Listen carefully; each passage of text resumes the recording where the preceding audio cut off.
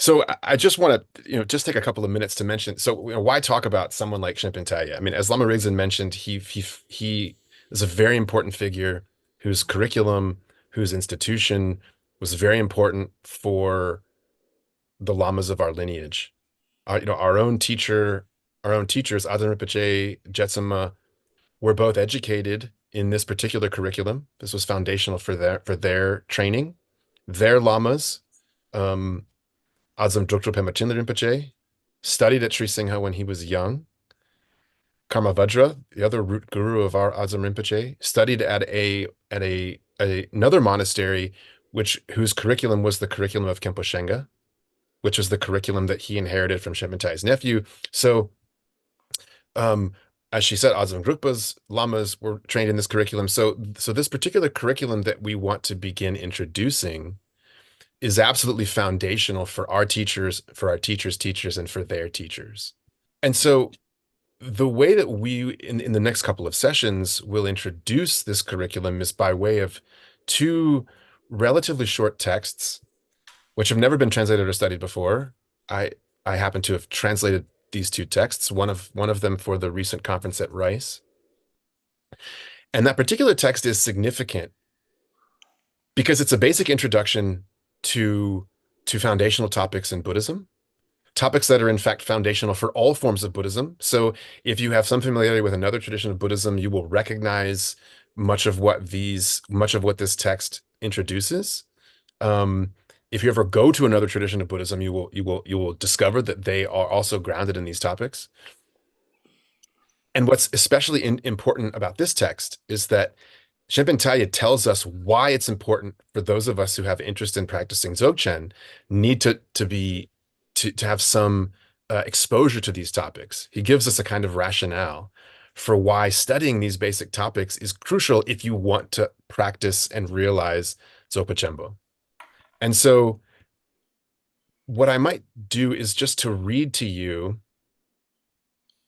the very beginning of this text, because the very beginning of this text is a series of verses that describe this rationale for studying these basic topics. And again, some of these words will be unfamiliar. Please don't worry. We will absolutely get to these. There won't be a quiz about Sanskrit or Tibetan. Some of the English words are strange also.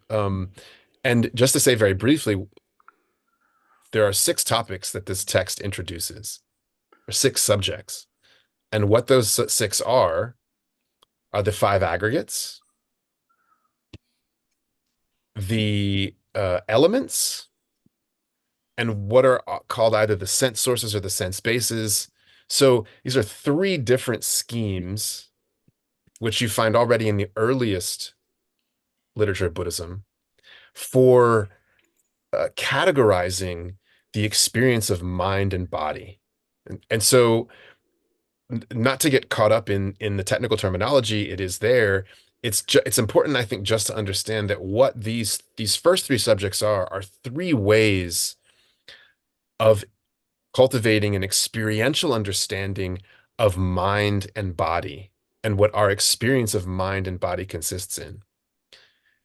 And then the topics are dependent origination and what this text calls what is real and unreal, or what is correct and incorrect. And basically what these topics refer to are the Four Noble Truths and the conventional and ultimate truths, the 2 truths.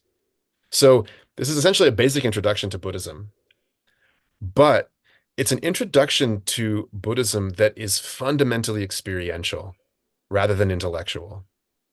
It is fundamentally about how we experience our minds and bodies and how we can begin investigating practically that experience in a way that leads us to Dzogpa Chenpo, to Dzogchen. And so this series of verses, in a very brief manner, sort of describes how that is or why that is.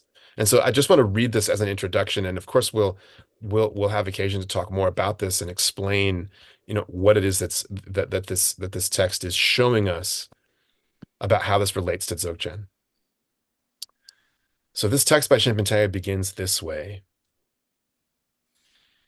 Fortunate ones who wish for liberation in this life Study the 6 topics to be learned. Not knowing the 6 topics to be learned, you will not know the different kinds of phenomena that we experience. Not knowing the different kinds of phenomena that we experience, you will not know whether what is external or internal is real or not. In fact, the text says true or false. Not knowing whether what is external or internal is true or false, you will not stop investing external objects with reality. Not stopping the investment of external objects with reality, you will not know to turn inward. Not knowing to turn inward, you will not know that appearances are the mind. Mm. Not knowing that appearances are the mind, you will not know the all-base consciousness. That's a technical term that we'll discuss. Not knowing the all-base consciousness, the basis of all consciousness, you will not know the hidden pith of the all-ground. Not knowing the hidden pith of the all-ground, you will not know the lack of proliferation that transcends the ordinary mind. Not knowing the lack of proliferation that transcends the ordinary mind, you will not know the view of the middle way.